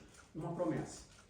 Tá, Diego, mas o que me garante que essas promessas de Deus, elas são infalíveis? O que me garante que essas promessas de Deus, que fundamento eu tenho para crer nas promessas de Deus? Bom, primeiro, várias promessas que Deus já fez, já se cumpriram. Ou seja, no Antigo Testamento, como eu falei, no Antigo Testamento você vê muitas promessas sendo feitas. Você vê a promessa dizendo que Jesus viria sob o ministério de Jesus. Aí você vê no Novo Testamento, no texto que nós lemos em Lucas, Jesus cumprindo aquela promessa. Ele indo na sinagoga, abrindo e falando, olha, aqui trata de mim, está falando de mim, porque eu vim, ou seja, você tem um cumprimento de uma promessa. Então, por uma questão, vamos dizer assim, estatística, foram feitas promessas, e essas promessas que foram feitas, ou todas as promessas que foram feitas, ou já se cumpriram, ou ainda vão se cumprir. Tá, Diego, mas por que essas que ainda vão cumprir, elas ainda vão no futuro e não simplesmente foram ignoradas? Porque elas tratam de coisas do futuro. Então, por exemplo, sobre a segunda vinda de Jesus Cristo, é uma promessa que ainda vai se cumprir. E o que me garante que ela ainda vai se cumprir e não que simplesmente foi uma promessa furada? Porque nós estamos aqui, certo? Porque a palavra de Deus também diz que antes dele vir, aconteceriam algumas coisas. Então, por exemplo, para que ele venha, toda a humanidade tem que ter ouvido a palavra de Deus. Ainda tem lugares que não ouviram a palavra de Deus. Para que ele venha, tem que acontecer uma série de eventos. E os eventos estão acontecendo. Então, isso nos indica que a promessa ainda vai ser cumprida. Então, o primeiro ponto para nós confiarmos na promessa de Deus é várias promessas já se cumpriram.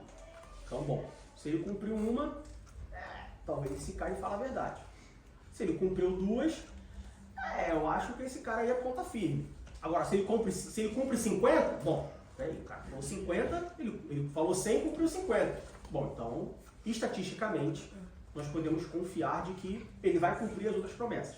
Mas mais importante que isso, nós podemos crer que Deus cumpre as suas promessas, que Deus é infalível. Por quê?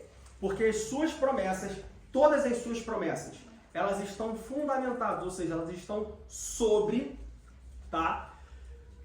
os atributos incomunicáveis de Deus. Você sabe quais são os atributos incomunicáveis de Deus e por que eles são incomunicáveis? São 3 atributos. Ciência, onipotência e onipresença. Aluno bom é assim.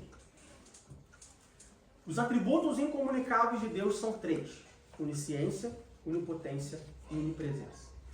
Todas as promessas de Deus estão sob, ou são fundamento, estão sobre esse fundamento. A onisciência, a onipotência e a onipresença. E por que eles são incomunicáveis? Eles são incomunicáveis porque eles não podem ser comunicados a outras pessoas, eles não podem ser passados a outras pessoas. Como assim, Diego? São 3 atributos que Deus tem e somente Deus tem. Por que eu falo isso? Porque Deus é amor. O ser humano ele tem amor. Não na mesma medida, mas ele tem amor. Agora, onipotência, onipresença e onisciência, somente Deus tem. Somente Ele tem.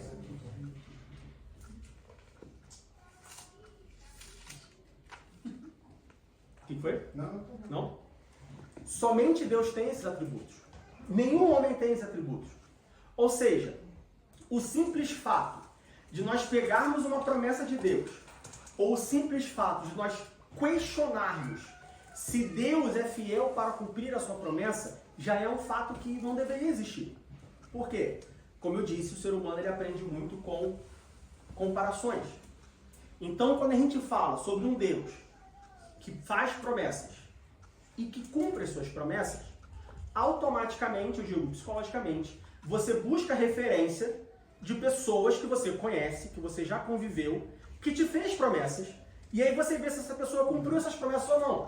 Então, por exemplo, um filho que foi criado no ambiente, né, uma criança que foi criada no ambiente, onde tudo que foi prometido para ela foi entregue, foi cumprido, ele pode falar assim, bom, Deus cumpre suas promessas. É verdade, ao longo da minha vida, todas as promessas que me foram feitas foram cumpridas. Então sim, Deus cumpre as suas promessas. Mas uma criança que foi criada num ambiente onde tudo que foi prometido para ela, nada foi cumprido, ela pode questionar Deus e falar assim, mas quem me garante que esse Deus aí cumpriu promessa? É como o amor. Por que tem pessoas que entendem o amor de Cristo? Por que tem pessoas que entendem o amor dos irmãos? Porque elas foram criadas num ambiente de amor. Então ela sabe o que é amor. E quando ela vê o amor, ela reconhece o amor. Mas tem pessoas que foram criadas num ambiente onde não tinha amor. E aí você chega para essa pessoa e fala assim, meu irmão, eu te amo. A pessoa fala assim, mas como tu me ama? Porque meu pai falava que me amava, mas ele me batia. Minha mãe falava que me amava, jogou um copo d'água fervendo em cima de mim. E aí tem que falar que me ama? Não me ama não, cara. Porque se tu falar que me ama, então tu vai me bater também. Porque ela não entende o que é o amor. Porque ela nunca teve amor. A fidelidade das promessas de Deus é a mesma coisa.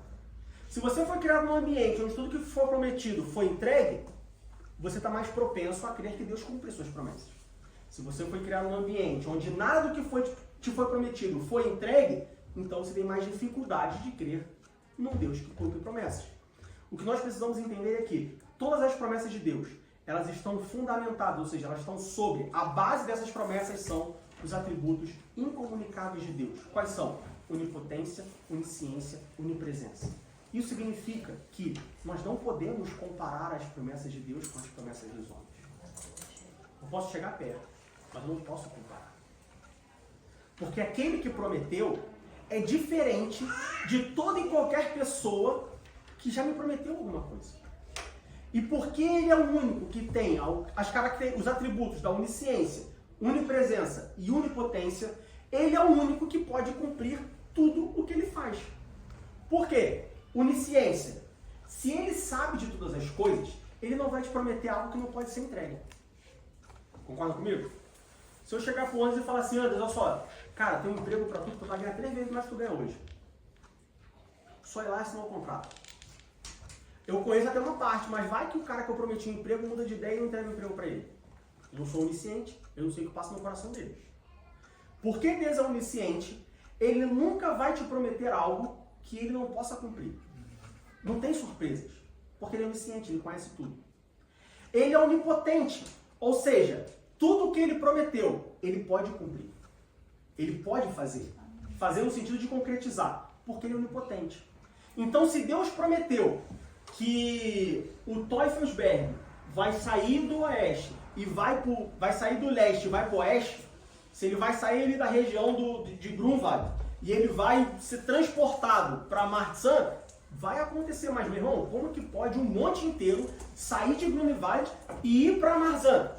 Não sei como, mas vai. Ele é onipotente, ele pode fazer todas as coisas. As promessas de Deus são baseadas nos seus atributos incomunicáveis. E o terceiro atributo incomunicável de Deus é a sua onipresença, ou seja, ele está em todos os lugares. Repare que onipresença não é que Deus tem várias cópias, vários clones que estão em outros lugares. Não. É porque Deus ele está completamente alheio à parte do tempo. Para Deus não existe tempo. Não existe tempo. O exemplo que eu gosto de dar é, imagina que essa sala aqui ela não tem cadeiras. É um salão aberto. E esse salão aberto representa toda a humanidade, toda a história da humanidade, desde a criação até o fim de todas as coisas. E aí imagina que você é uma formiga no cantinho da sala. Naquele cantinho, sendo uma formiga, você consegue enxergar o outro canto lá? Não. Mas se você estiver acima dessa sala, você consegue enxergar a sala inteira. Deus ele está acima da sala. Eu e você não somos uma formiguinha no canto.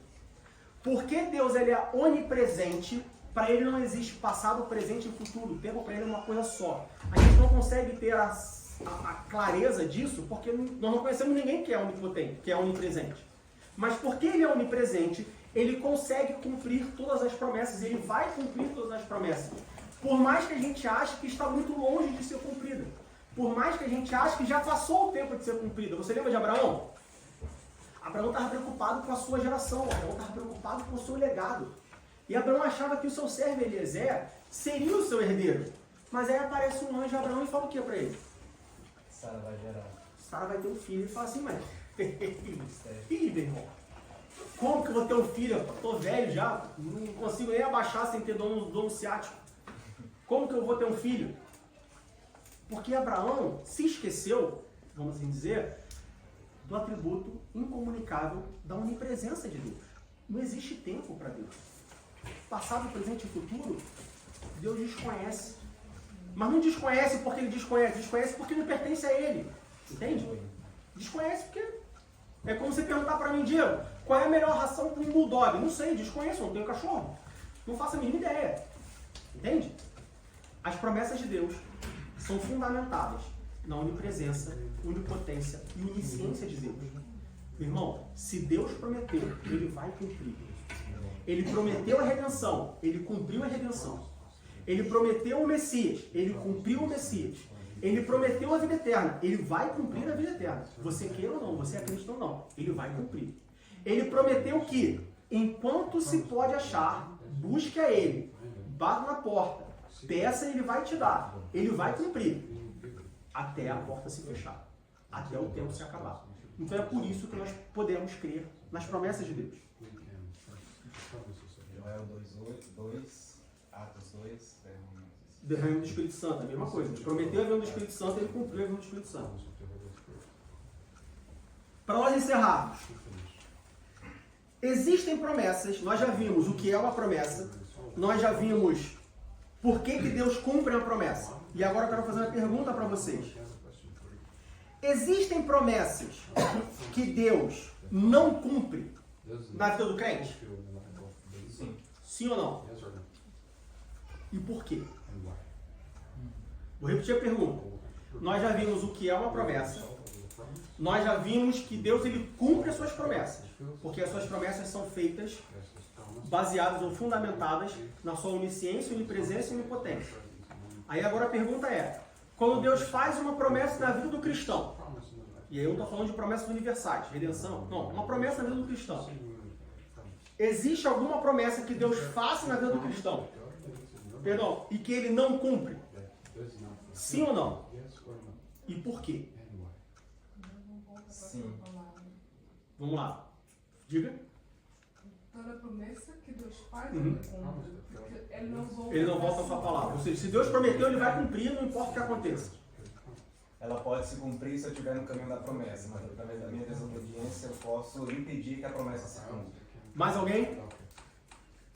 Nós temos um sim ou não. Tem que desempatar essa história aí. Mais alguém? Então nós temos não, ou seja, tudo que Deus promete, Deus cumpre. Porque ele é fiel para cumprir e não volta atrás da sua promessa. Ou seja, ele cumpriu e ele não vai se arrepender. Ele cumpriu, ele cumpriu. Ele prometeu e ele não vai se arrepender. Se ele prometeu, ele vai cumprir. Não importa o que aconteça.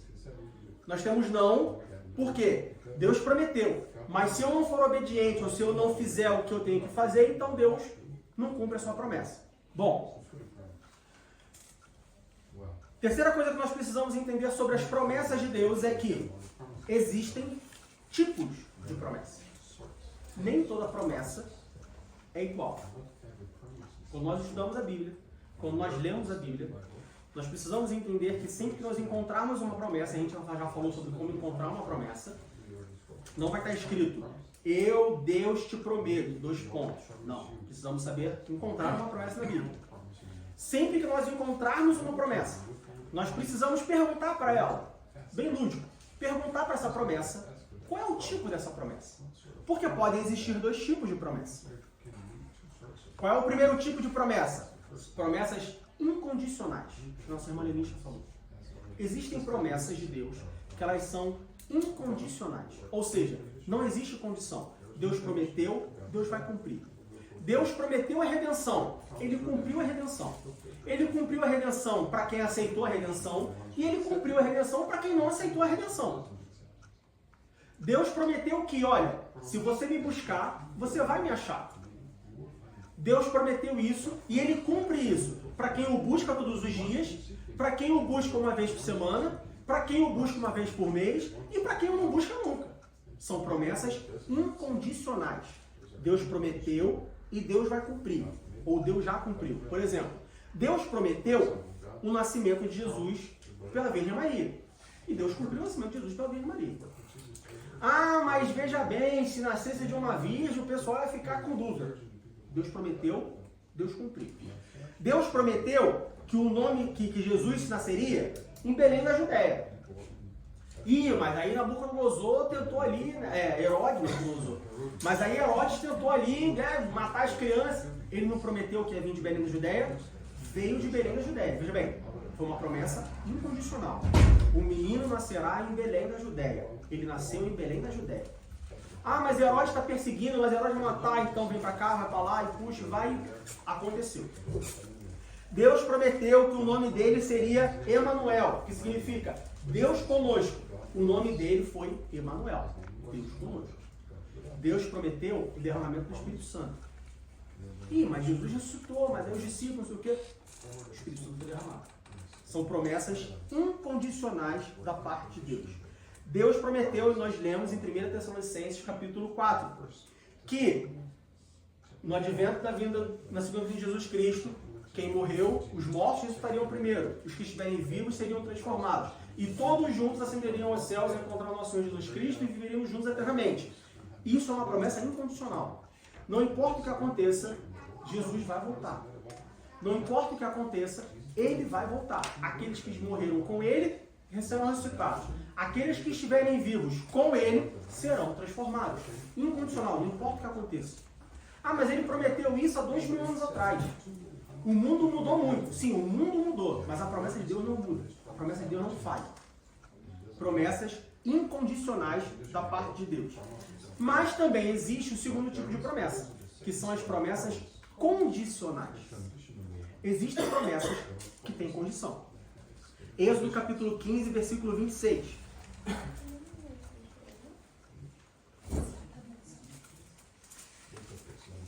Êxodo capítulo 15, versículo 26 diz assim: E disse: Se ouvires atento a voz do Senhor teu Deus, e fizeres o que é reto diante dos seus olhos, segunda, inclinares os teus ouvidos aos seus mandamentos, terceira, e guardares todos os estatutos, então, não tem um então, eu estou colocando, então, nenhuma das enfermidades porém sobre ti, que pus sobre o Egito, porque eu sou o Senhor que te sara. É uma promessa. Olha, nenhuma enfermidade que eu coloquei sobre o Egito, eu colocarei sobre você, porque eu sou o Deus que sara. Essa é a promessa. Mas tem uma condição. Uma não, 4. Vamos lá. Se ouvir a voz, se fizer o que é reto, se inclinar o ouvido e se guardar os estatutos. Existem promessas que são condicionais. Então, voltando para a pergunta. Para promessas incondicionais, sim. Ele é fiel ao que ele falou, ele não volta atrás na sua palavra. Para as promessas condicionais, não.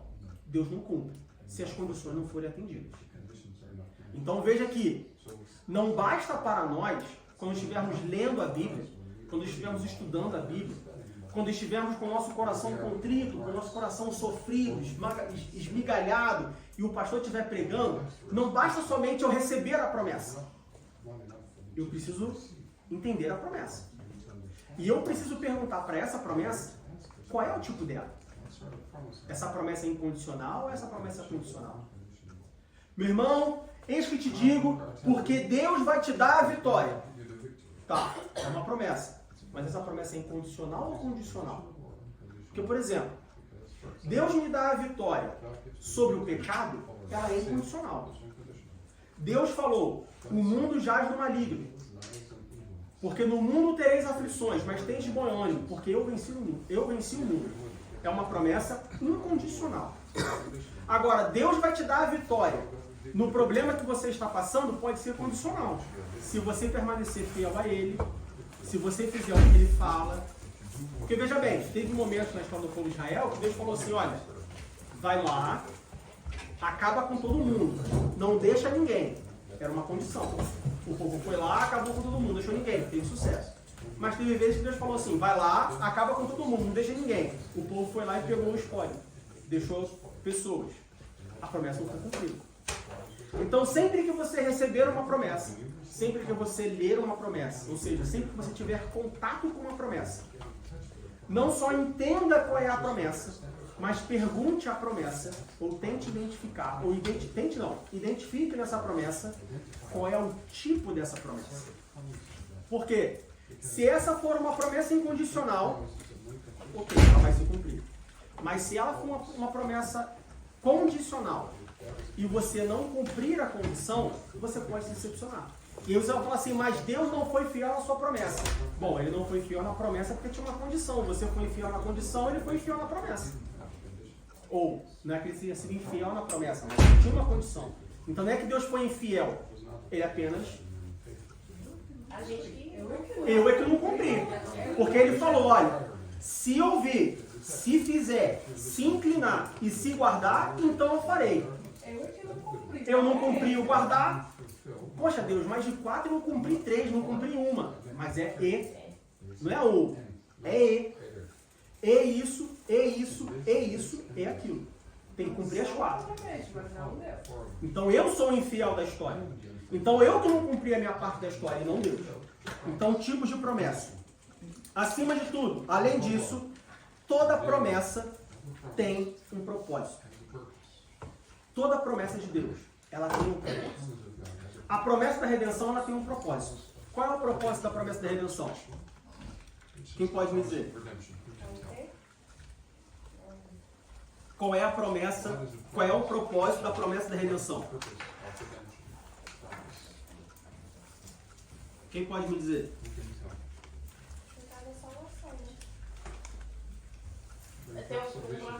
Muito vago, muito vago. Salvação, é porque o povo fala, salvação, mas tem coisa a mais aí.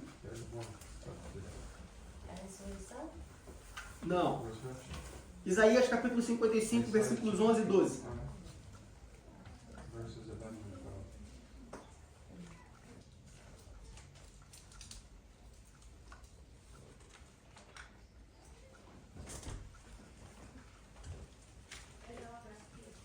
Deus ele sempre tem um propósito. Então, por exemplo, quando Deus faz uma promessa lá em 1 Gênesis, olha como ele dizia. Quando Deus faz uma promessa lá em Gênesis capítulo 1, versículo 27. Abre lá em Gênesis capítulo 1, versículo 27.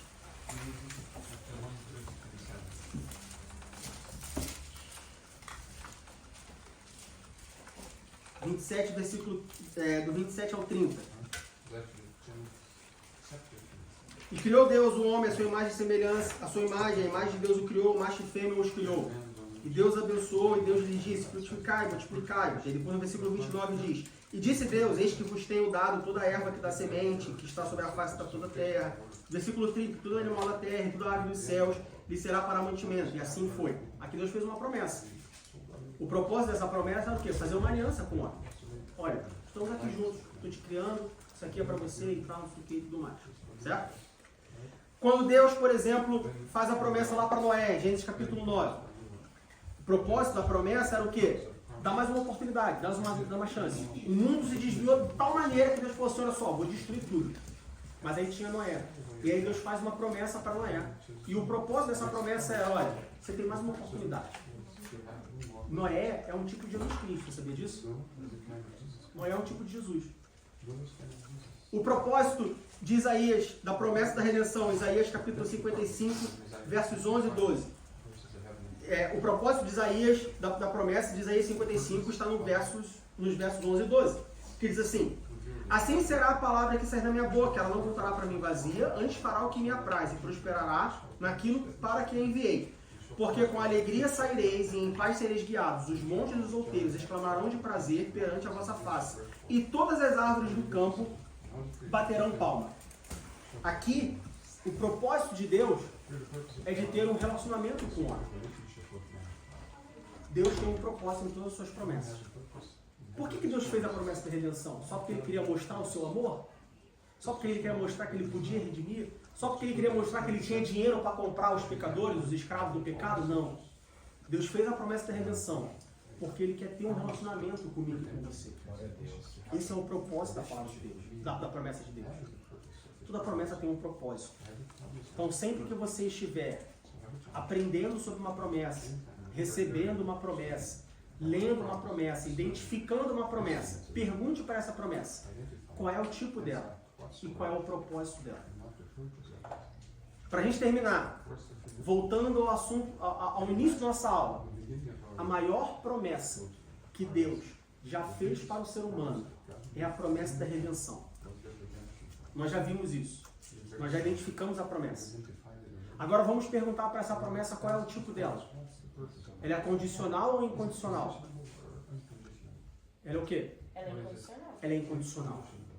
Não importa quem você seja, não importa o que você faça, não importa no que você acredite, não importa nada, Deus te redimiu do pecado.